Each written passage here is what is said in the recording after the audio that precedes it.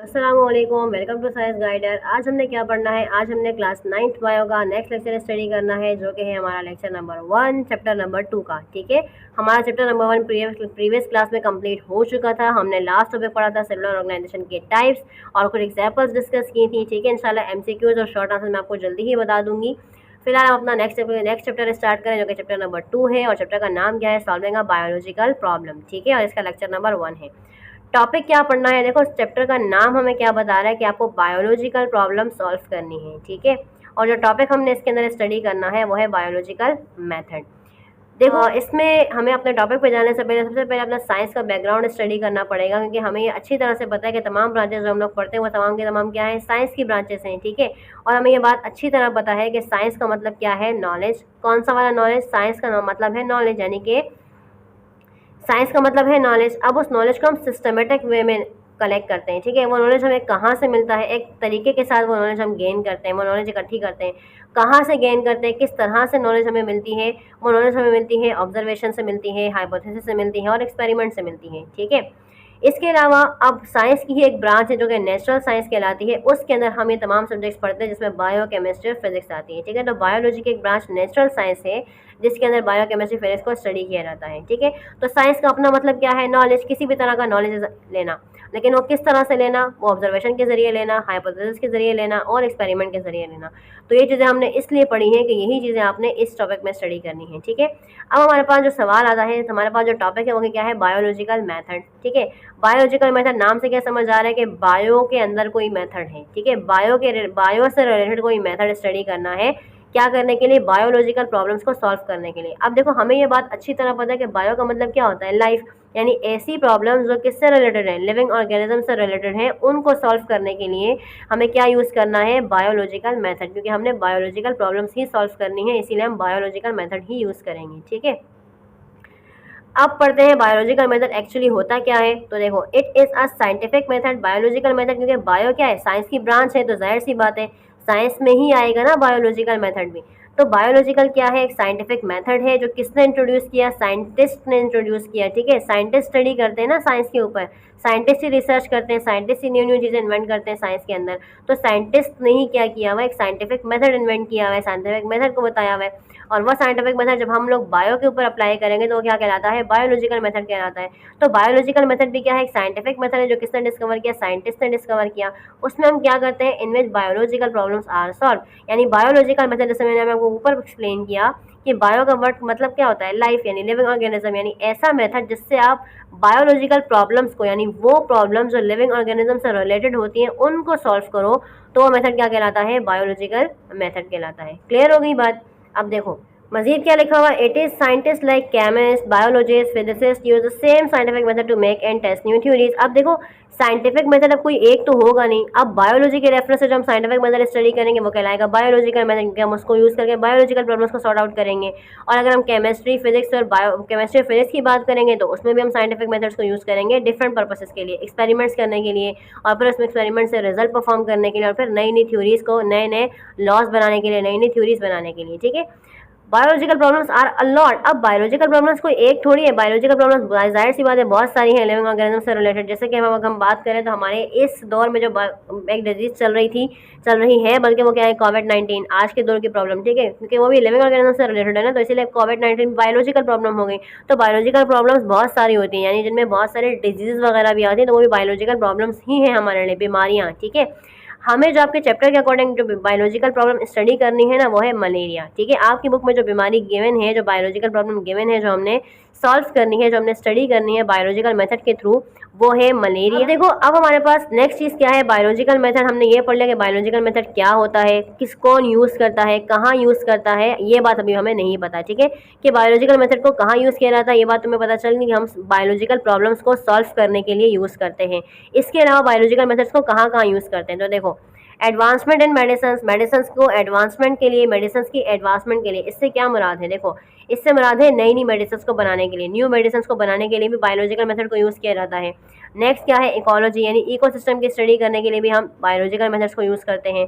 Technologies, different तरह के technologies हैं, अगर हम उनको केमिस्ट्री में पढ़ें, फिजिक्स में पढ़ें या बायो में पढ़ें, तो उनको भी हम साइंटिफिक मेथड्स को यूज़ करते हुए ही पढ़ते हैं। ठीक है, नेक्स्ट हमारे पास क्या है, also ensure the quality of data for public use. अब अगर हम बायोलॉजिकल मेथड के जरिए हम अपना जो डेटा है उसको भी अच्छे से अच्छी क्वालिटी का बनाते हैं और पब्लिक यूज़ के लिए प्रोवाइड करते हैं। मिसाल के तौर पर अगर हम कोई भी चीज़ स्टडी करें, जैसे अगर हम किसी बीमारी पर स्टडी करें, ठीक है, हमने बीमारी को आइडेंटिफाई कर दिया, फिर बीमारी पे हमने डिफरेंट स्टेप्स को फॉलो करते हुए बीमारी को हाईलाइट किया, भाई ये बीमारी इस वजह से हो सकती है, इस वजह से हो सकती है, फिर हम करते करते एक नतीजे पर पहुंचे, भाई इस बीमारी का रीज़न ये है और ये इस वजह से वायरल हो रही है। तो जो नतीजा हम निकालते हैं ना पूरी रिसर्च वर्क के बाद, वो होता है हमारा रिजल्ट। और नतीजा निकालने के बाद हम बता देते हैं, भाई पब्लिक को बता देते हैं, भाई ये चीज़ इस वजह से है तो आप इसको अवॉइड करें। तो ये चीज़ क्या है कि हम जितनी चीज़ पर जिस चीज़ पर काम करते हैं ना, तो हमारा स्टेप बाय स्टेप काम करने की वजह से हमारे जो डेटा होता है, हमारे पास जो मटेरियल होता है वो इम्प्रूव होता जाता है, और फिर हम उसको इम्प्रूव करने के बाद किसी रिजल्ट पर पहुंचते हैं और रिजल्ट को अनाउंस कर देते हैं पब्लिक में। ठीक है, देखो आगे मैंने लिखा हुआ भी है, एज वी यूज्ड, ये जो BM मैंने लिखा हुआ है ना वो बायोलॉजिकल मेथड है। ठीक है, as we use biological method our data improve step by step. जब हम लोग बायोलॉजिकल मेथड पढ़ेंगे ना तो हमने स्टेप बाय स्टेप अप्लाई करना होता है बायोलॉजिकल प्रॉब्लम्स को सॉल्व करने के लिए। तो स्टेप बाय स्टेप जैसे जैसे हम प्रॉब्लम को सॉल्व करते हैं तो हमारा जो डेटा है, हमारा जो मटीरियल है वो इम्प्रूव होता जाता है, और करते करते जब हम उसको रिजल्ट तक पहुँचते हैं तो फिर हमारे पास एक बिल्कुल प्योर चीज़ होती है जिसको फिर हम पब्लिक कर देते हैं और बता देते हैं कि भाई ये चीज़ इस वजह से हो रही है। तो बात समझ में आई कि बायोलॉजिकल मेथड क्या है। और अब जो आगे हमने स्टडी करना है वो है बायोलॉजिकल मेथड के स्टेप्स। ठीक है, तो बायोलॉजिकल मेथड के बहुत सारे स्टेप्स हैं, 7 स्टेप्स है टोटल। उनको फॉलो करते हुए हम किसी भी बायोलॉजिकल प्रॉब्लम को सॉल्व करते हैं। तो फर्स्ट हमारे पास जो स्टेप है वो क्या है, रिकॉग्निशन ऑफ बायोलॉजिकल प्रॉब्लम। सबसे पहले किसी भी बायोलॉजिकल प्रॉब्लम को पहचानना। ठीक है, कि बायोलॉजिकल प्रॉब्लम कोई भी अगर बीमारी है या कुछ भी है तो वो किस वजह से फैल रही है, क्यों फैल रही है, क्या है, तो सबसे पहले हमें उसको पहचानना ज़रूरी है। ठीक है, उसके बाद हम क्या करते हैं, ऑब्जर्वेशन। ऑब्जर्वेशन कहते हैं मुशाहिदा करना, यानी उसको अच्छी तरह से उस चीज़ को चेकआउट करते हैं। कोई भी चीज़ हमें पता चली है तो हम उसके बारे में अच्छी तरह छानबीन करते हैं, वो कहलाती है हमारी ऑब्जर्वेशन। फिर हम क्या करते हैं, हम छानबीन करने के बाद किसी नतीजे पर पहुंचते हैं और हम अपने अंदाज़े लगाते हैं कि भाई ये चीज़ ऐसे हो सकती है, ऐसे हो सकती है, ऐसे हो सकती है। यानी हम श्योर नहीं होते लेकिन हम गेसेस लगाते हैं कि ऐसा भी हो सकता है, ऐसा भी हो सकता है, किस बेस पर, अपनी छानबीन की बेस पर। तो वो कहलाती है हाइपोथेसिस। फिर हम क्या करते हैं, हाइपोथेसिस हम एक और स्टेप पे पहुंचते हैं जो कि क्या कहलाती है, रिडक्शन कहलाती है। रिडक्शन में क्या किया जाता है, जो हाइपोथेसिस हमारा वैलिड होता है, जो सही होता है, उसको रख दिया जाता है, और जो बिल्कुल बेकार अंदाजे होते हैं, मतलब जो एक्स्ट्रा चीज़ें होती हैं, जो अंदाजे होते हैं बट वो काम के नहीं होते, कोई लॉजिक उनमें नहीं होता, तो हम उनको निकाल देते हैं। ठीक है, फिर हम क्या करते हैं, हम इन तीनों स्टेप्स में हमने जो मटीरियल इकट्ठा किया, हम जिस नतीजे पर पहुँचे, फिर उससे हम क्या करते हैं, एक्सपेरिमेंट परफॉर्म करते हैं। फिर एक्सपेरिमेंट परफॉर्म करने के बाद हम क्या करते हैं, हम किसी रिजल्ट पर पहुंचते हैं, और हम अपने पूरा जो हमने किया होता है, जितनी भी रिसर्च की होती है, उस पूरे को हम एक समराइज़ करके अपना रिजल्ट बनाते हैं और फिर उसको रिपोर्ट कर देते हैं कि भाई हाँ ये चीज़ इस वजह से हुई और इसका जो रीज़न था वो ये था। तो समझ आया कि बायोलॉजिकल मेथड के कुछ स्टेप्स होते हैं जो हमें फॉलो करने हैं किसी भी बायोलॉजिकल प्रॉब्लम को सॉल्व करने के लिए। ओके, अब देखो हमने बायोलॉजिकल मेथड पढ़ लिया, ये पढ़ लिया कि बायोलॉजिकल मेथड क्या होता है। एक साइंटिफिक मेथड होता है जो हम बायोलॉजिकल प्रॉब्लम को सॉल्व करने के लिए यूज़ करते हैं। ठीक है, फिर हमने ये पढ़ लिया कि बायोलॉजिकल मेथड को कहाँ कहाँ इस्तेमाल किया जाता है। फिर उसके बाद हमने ये पढ़ लिया कि बायोलॉजिकल मेथड के कौन कौन से स्टेप्स होते हैं जिनको फॉलो करते हैं हम किसी भी बायोलॉजिकल प्रॉब्लम को सॉल्व करते हैं। ठीक है, अब हमने ये जानना है कि बायोलॉजिकल प्रॉब्लम होती क्या है, जिसको हम इतना सारा कुछ जिसके लिए हम कर रहे हैं, जिसको हमें सॉल्व करना होता है। ठीक है, तो देखो बायोलॉजिकल प्रॉब्लम क्या होती है, it is a set of questions related to living organisms या रिलेटेड टू नेचुरल वर्ल्ड। ठीक है, यानी वो सवालात जो लिविंग ऑर्गेनिज्म से रिलेटेड होते हैं तो वो कहलाती है हमारी बायोलॉजिकल प्रॉब्लम।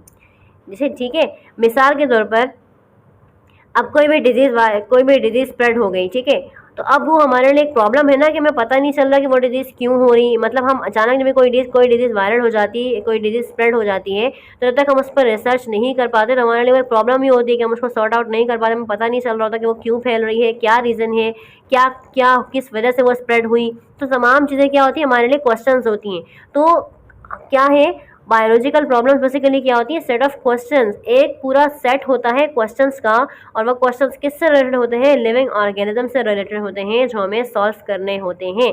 ठीक है, देखो अब these problems can be environmental, अब वो मसाइल एनवायरमेंटल भी हो सकते हैं, माहौलियाती माहौल या माहौल से रिलेटेड भी हो सकते हैं, हेल्थ रिलेटेड भी हो सकते हैं, यानी कि हमारी सेहत से रिलेटेड भी हो सकते हैं, यानी वही बीमारियाँ वगैरह। ठीक है, here we take an example of malaria. अब इनसे मैंने आपको पीछे एग्जाम्पल दी थी कि हम लोग आज के दौर की जो बायोलॉजिकल प्रॉब्लम थी वो क्या थी, कोविड-19 के। भाई कोविड-19 इतना ज़्यादा स्प्रेड हुआ था, स्टार में जब वो स्प्रेड हुआ तो किसी को पता ही नहीं चल रहा था कोविड-19 क्यों हो रहा है, तो कितनी बात हो गई थी, ठीक है, कितने लोग फोत हो गए थे उसकी वजह से। तो क्या होता है कि जैसे जैसे कोई चीज़ स्प्रेड हो जाती है तो उसको फिर उसके बारे में जब तक पता नहीं चलता तो एक बायोलॉजिकल तो एक प्रॉब्लम ही रहती है। तो उसके बारे में जितने क्वेश्चंस आते रहते हैं माइंड में तो वो आपको बायोलॉजिकल, वो तमाम क्वेश्चंस क्या कहलाते हैं, बायोलॉजिकल प्रॉब्लम्स कहलाते हैं कि डिजीज़ क्या है, क्यों स्प्रेड हुई, क्या वजह है, तमाम चीज़ें, ठीक है। तो आपकी बुक के अकॉर्डिंग आपके पास मलेरिया के एग्जाम्पल है। तो स्टार्ट में जब मलेरिया की बीमारी आई थी ना, तो मलेरिया भी एक ऐसी बीमारी थी जो जानलेवा थी कोविड-19 की तरह, ठीक है। ऐसे भी बहुत सारी अमवात हो गई थी क्योंकि पता नहीं चल पा रहा था कि मलेरिया क्या डिजीज़ है, मलेरिया जो है वो क्यों वायरल हो रही है, क्यों स्प्रेड हो रही है, तो कुछ भी नहीं पता था, ठीक है। तो इट इज़ अस बेसिकली ये जो बीमारी है, अगर हम इसका ओवरव्यू लें, मतलब अगर आपको मैं जनरली बीमारी के बारे में बताऊँ जो मैंने यहाँ पर लिखा हुआ भी है, तो जो मलेरिया बीमारी है वो किस लिए फैलती है, वो फैलती है एक मच्छर के जरिए, एक मच्छर के काटने की वजह से, ठीक है। अब जब मच्छर काटता है ना, वो बेसिकली काटती है, ठीक है, वो एनोफिलस मॉस्किटो उसका नाम होता है, फीमेल मॉस्किटो होती है। तो जब वो काटती है ना तो उसके मुंह में एक जर्म होता है, एक प्रोटोजोआ होता है, उसको बोलते हैं प्लाज्मोडियम, ठीक है, ये लिखा हुआ है। तो प्लाज्मोडियम बेसिकली वो जर्म है, वो प्रोटोजोआ है जो रिस्पॉन्सिबल होता है मलेरिया फैलाने के लिए, ठीक है, जो कि मॉस्किटो की बाइट से फैलता है, ठीक है। तो स्टार्ट में तमाम चीज़ें नहीं पता थी, ये तमाम चीज़ें जो मैंने भी आपको बताई ना, ये सारी बायोलॉजिकल मेथड को फॉलो करते हुए पता चली। तो स्टार्ट में जब ये बीमारी स्प्रेड हुई तो रीज़न नहीं पता था स्प्रेड होने का, बीमारी का पता नहीं था। तो आहिस्ते जब इस पर रिसर्च हुई और बातें सामने आई, जो तब जाकर इसकी क्योर भी हुई, तब जाकर इसका इलाज भी मुमकिन हुआ, ठीक है, जैसे अब भी इसका इलाज मुमकिन है। तो कहने का मतलब ये है कि वो चीज़ बायोलॉजी किसी भी लिविंग ऑर्गेनिज्म रिलेटेड जो चीज़ें होती हैं, जो क्वेश्चनेबल होती हैं, वो क्या कहलाती है, हमारी बायोलॉजिकल प्रॉब्लम्स कहलाती हैं, ठीक है। तो जब मलेरिया के बारे में समझ नहीं आ रहा था उस टाइम में, तो क्या कहा गया, malaria is cause by bad air, के मलेरिया जो है वो ख़राब हवा की वजह से फैल रही है। क्योंकि मलेरिया वर्ड भी एक लैटिन वर्ड था जिसमें मेला का मतलब था बैड और एरिया का मतलब था एयर। तो जब कोई भी बात उस वक्त स्टार्ट में समझ में नहीं आ रही थी तो ये बात सोची गई, ये बात कही गई कि भाई ये ख़राब हवा की वजह से फैल रही है, ठीक है। तो this biological problem at that time solve by scientist. तो फिर क्या हुआ कि जब उस वक्त के जब जब जिस टाइम में ये बीमारी फैल रही थी मलेरिया, जो कि जानलेवा साबित हो रही थी उस टाइम में, तो फिर क्या हुआ, साइंटिस्ट सर जो अगर बैठ गए, साइंटिस्ट ने क्या किया, फिर डिफरेंट मेथड्स को फॉलो किया, बायोलॉजिकल मेथड्स को फॉलो किया और इस बीमारी को स्टडी किया, फिर उसकी क्योर बताई और इसका रीज़न बताया कि क्यों वायरल हुई, क्यों स्प्रेड हो रही है, किसकी वजह से स्प्रेड हो रही है और इस बीमारी को फैलाने के लिए कौन सी चीज़ें रिस्पॉन्सिबल हैं, ठीक है। तो यही हमारे पास चीज़ थी कि बायोलॉजिकल प्रॉब्लम क्या होती है, लिविंग ऑर्गेनिज्म से रिलेटेड जो चीज़ें होती हैं, जो क्वेश्चंस होते हैं, बेसिकली वो क्या कहलाते हैं, बायोलॉजिकल प्रॉब्लम्स कहलाती हैं। और इन्हीं बायोलॉजिकल प्रॉब्लम्स को सॉल्व करने के लिए बायोलॉजिकल मेथड को यूज़ किया जाता है, जो बेसिकली एक साइंटिफिक मेथड होता है जिसको यूज़ करते हैं कितने स्टेप्स में, 7 स्टेप्स में यूज़ करते हैं, जो भी हमने पीछे डिस्कस किए, ठीक है। तो चलिए अब हम वन बाय वन तमाम स्टेप्स को पढ़ते हैं कि वो तमाम स्टेप्स क्या होते हैं, उनको डिटेल से स्टडी करते हैं, ओके। होप सो कि यहाँ तक की चीज़ें आपको समझ आई होंगी। ये बहुत बेसिक चीज़ें, तो स्टार्ट का अगर समझ में आएगा तो आगे का भी समझ में आ जाएगा, तो इसीलिए इनको अच्छी तरह समझो, ठीक है। अब हमने वन बाय वन इन तमाम हेडिंग्स को पढ़ना है। तो जैसे मैंने आपको स्टार्ट में बताया था कि ऑब्जर्वेशन किसको कहते हैं, ऑब्जर्वेशन का मतलब होता है मुशाहिदा करना, ठीक है। किस तरह से मुशाहिदा करना, अब सिंपल किसी भी चीज़ को देखना मुशाहिदा करना नहीं होता, किसी भी चीज़ को प्रॉपरली देखना, जिस तरह मैंने आपको बताया था कि अच्छे से इन्वेस्टिगेशन करना, अच्छे से छानबीन करना, किसी भी चीज़ को अगर हम देखते हैं तो उसको अच्छी तरह देखना, उसको उसका बैक फ्रंट ऊपर नीचे हर को, जैसे मिसाल के तौर पर अब जैसे कोई भी चीज़ हम बाय करने के लिए जाते हैं, ठीक है, अगर हम शॉपिंग करने गए हैं, हम कोई भी चीज़ अपने लिए बाय करते हैं तो हम किस तरह से बाय करते हैं, हम डायरेक्ट देख कर उठाते थोड़ी हैं। हम डायरेक्ट देख, कभी कभी ऐसा होता है कि हम डायरेक्ट देख के उठा देते हैं कि भाई हाँ ये चीज़ मुझे पसंद आ गई तो हमने उठा ली, और जब हमने कोई चीज़ लेनी थी तो हम कितनी ज़्यादा इन्वेस्टिगेशन करते हैं, हर लिहाज से उस चीज़ को चेकआउट करते हैं कि भाई ये चीज़ अच्छी है नहीं है, क्वालिटी वाइज अच्छी है नहीं है, कितनी वैलिड है कितनी वैलिड नहीं है, हर एंगल से उसको चेक करते हैं। जब हम सेटिस्फाइड हो जाते हैं फिर हम उस चीज़ को बाय कर लेते हैं। ऐसा ही होता है ना नॉर्मल ज़िंदगी में। तो ये जो हमारी इन्वेस्टिगेशन होती है ना, बेसिकली इसको बोलते हैं ऑब्जर्वेशन, ठीक है।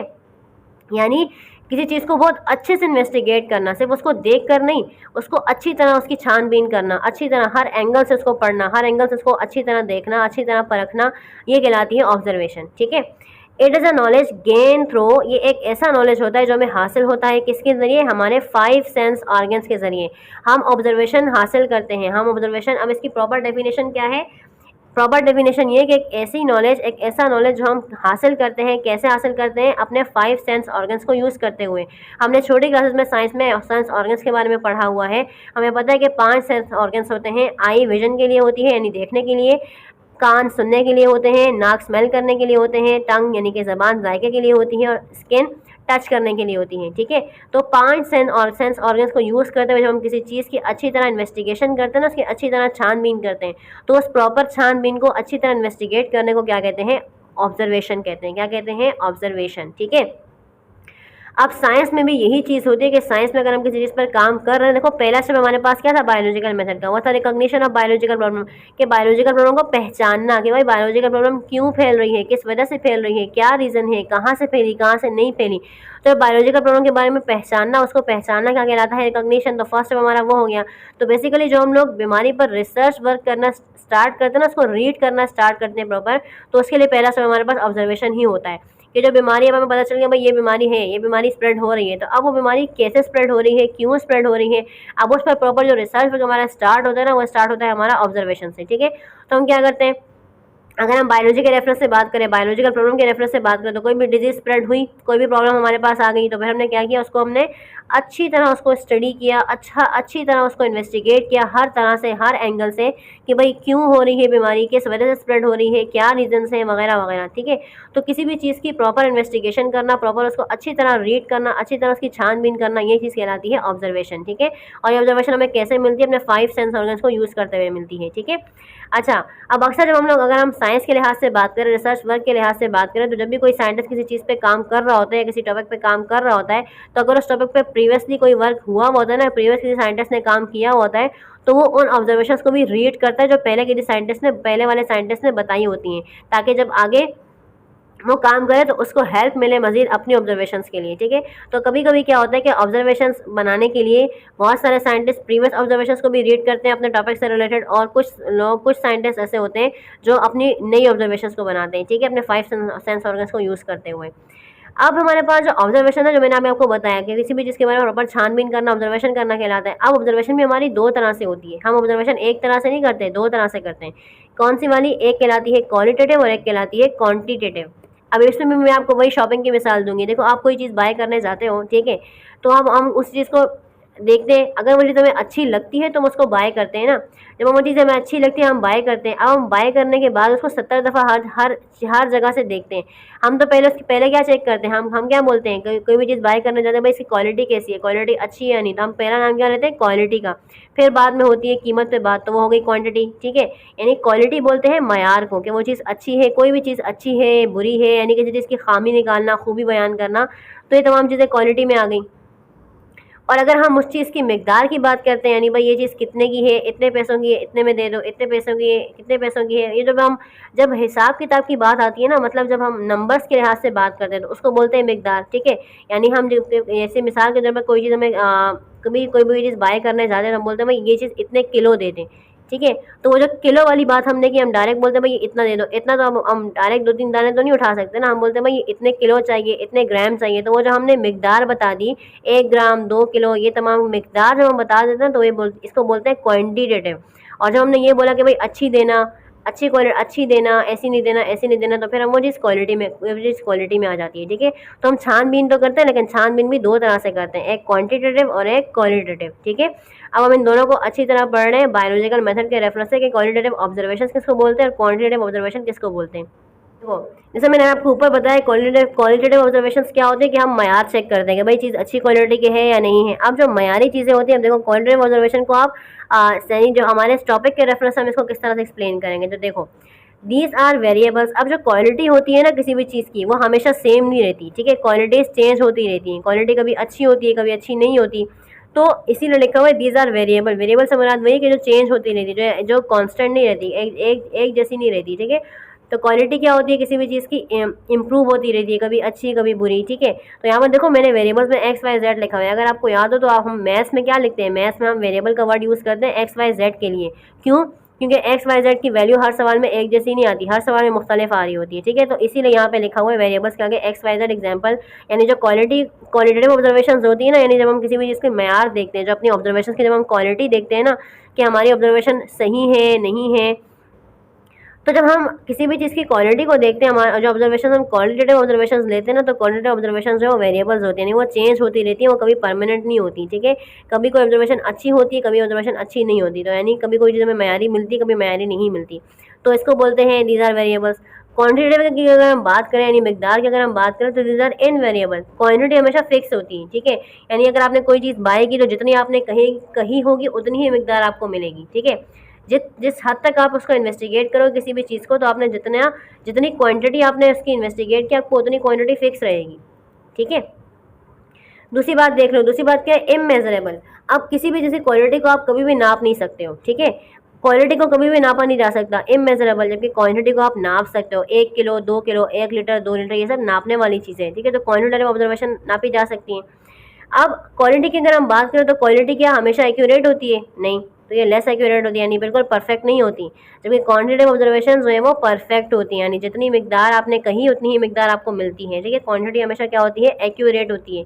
एक्यूरेट से मतलब कि जितने किलो, जितने ग्राम, जितने मिलीग्राम की बात की, उतने मिलीग्राम उतने किलोग्राम में ही आप काम करोगे। नेक्स्ट क्या है? Not be recorded in terms of number. आप क्वालिटी को कभी भी नंबर्स की फॉर्म में नहीं लिख सकते हो, जबकि क्वांटिटी को आप नंबर्स की फॉर्म में ही लिखते हो, ठीक है। तो ये हमारी ऑब्जर्वेशन थी कि ऑब्जर्वेशन हम दो तरह से लेते हैं, एक क्वालिटेटिव और क्वांटिटेटिव, इन दोनों को कलेक्ट करके बेसिकली हमारी ऑब्जर्वेशन बनती है, ठीक है। अब हम इन दोनों के एग्जाम्पल्स देख लेते हैं जो आपकी बुक में मौजूद है। देखो भाई, क्वालिटी में आपको एग्जांपल दी हुई है, freezing point of water is colder than the boiling point. अब देखो आपको बता रहे हैं कि जो पानी का फ्रीजिंग पॉइंट है वो ज़्यादा कोल्डर होता है उसके बॉइलिंग पॉइंट से। अब यहाँ पे देखो कोल्डर, इन्होंने आपको एक बात बता दी कि भाई अच्छी या बुरी बात बता दी कि भाई क्वालिटी बता दी कि फ्रीजिंग पॉइंट जो होता है उसमें पानी क्या होता है? ठंडा होता है बनस्पत अपने बॉइलिंग पॉइंट के, तो ठंडा गर्म में क्या है? क्वालिटी है ना। लेकिन अगर यहीं पे लिखा होता है भाई फ्रीजिंग पॉइंट इतने डिग्री सेंटीग्रेड है और अब उसका बॉइलिंग पॉइंट इतने डिग्री सेंटीग्रेड है, आपको कोई डिजिट दे दिया जाता, तो फिर वो क्वालिटी नहीं कहलाती, वो कहलाती क्वान्टिटेटिव, जैसे यहाँ पे लिखा हुआ है। FP का मतलब फ्रीजिंग पॉइंट है, BB का मतलब बॉइलिंग पॉइंट है। देखिए फ्रीजिंग पॉइंट पानी का कितना होता है? 0 डिग्री से। अभी जब आपको यहाँ पे नंबर बता दिया ना, अब ये सिर्फ क्वालिटेटिव नहीं रही, अब ये क्वालिटेटिव नहीं बल्कि क्वांटिटेटिव ऑब्जर्वेशन हो गई, ठीक है। जबकि बॉइलिंग पॉइंट कितना होता है? 100 डिग्री सेंटीग्रेड। तो यहाँ पर कोल्डर की बात की, इसीलिए क्या कहलाई? क्वालिटेटिव। यहाँ पर नंबर आ गया तो यहाँ पर क्या हो गई? क्वांटिटेटिव। यहाँ पे मिकदार की बात हो रही है, ठीक है। अगली एग्जांपल देख लो, a litre of water heavier than a litre of ethanol, के पानी का 1 लीटर भारी होता है इथेनॉल के 1 लीटर से। इथेनॉल क्या होता है? एक लिक्विड होता है जो बहुत जगहों पर इस्तेमाल करते हैं, शराब बनाने में भी इस्तेमाल करते हैं और हर कॉस्मेटिक में भी यूज़ किया जाता है एज अ सॉल्वेंट, क्योंकि इसका इफेक्ट ठंडा होता है, ठीक है। तो अब यहाँ पर देखो क्वालिटी में क्या बता रहे हैं कि पानी का 1 लीटर भारी होता है बनिस्बत इथेनॉल के। अब यहाँ देखो भारी बता दी, भी क्या है? क्वालिटी बता रहे हैं ना। अब यही चीज़ अगर इस तरह बता दें कोई इतने लीटर पानी होता है, नंबर बता दें, और इतने लीटर इथेनॉल है, तो फिर उसमें ये चीज़ होगी। अब देखो लिखा हुआ क्या है? अ लीटर ऑफ पानी वाटर वेट 1000 ग्राम, कि 1 लीटर पानी तो है लेकिन उसका वजन कितना है? 1000 ग्राम, और लीटर इथेनॉल है उसका वजन कितना है? 789 ग्राम। जब नंबर्स के हवाले से बात हो गई, मिकदार के हवाले से बात हो गई, तो फिर ये क्या कहलाएगी? Quantitative observation. तो क्लियर हुई यहाँ तक कि ऑब्जर्वेशन किसको बोलते हैं? डेटा इंफॉर्मेशन गेन करना, किस हिसाब से गेन करना? क्वालिटेटिव और क्वांटिटेटिव हिसाब से गेन करना, अपने 5 सेंस ऑर्गन्स को यूज़ करते हुए किसी भी चीज़ के ऊपर प्रॉपर छानबीन करना, क्वालिटेटिव और क्वांटिटेटिव को मिलाकर, ठीक है दोस्तों। क्या बोलते हैं? ऑब्जर्वेशन बोलते हैं। इसको हमने डिटेल से इसलिए पढ़ा है कि ये तमाम टॉपिक्स बायोलॉजिकल मेथड के जितने भी स्टेप्स हैं ना, ये अलग अलग शॉर्ट डेफिनेशंस में भी आते हैं और एक साथ भी पूछ सकते हैं। तो शॉर्ट डेफिनेशन में अगर आएगा भी ऑब्जर्वेशन, तो उसमें ये दोनों ऑब्जर्वेशन के टाइप्स पूछ सकते हैं, क्वालिटेटिव और क्वांटिटेटिव। तो आप इसी तरह से इसको एक्सप्लेन करेंगे एग्जांपल्स के साथ, तो आपके लिए आसानी रहेगी, ठीक है। होप सो कि आपको ये वाला स्टेप समझ में आया होगा। ये हमारा फर्स्ट स्टेप था बायोलॉजिकल मेथड का ऑब्जर्वेशन। इंशाल्लाह अपनी नेक्स्ट क्लास में इसको कंटिन्यू करेंगे हाइपोथेसिस से। यहाँ तक इंशाल्लाह आपको समझ में आ गया होगा। फिर भी कोई चीज़ समझ में नहीं आई है तो आप कमेंट सेक्शन में मुझसे पूछ सकते हो। वीडियो पसंद आई तो वीडियो को लाइक करें, शेयर करें, चैनल को सब्सक्राइब कर दें। मिलते हैं नेक्स्ट क्लास में अपने नेक्स्ट टॉपिक के साथ। अपना बहुत सारा ख्याल रखेगा। अल्लाह हाफिज़ नासिर।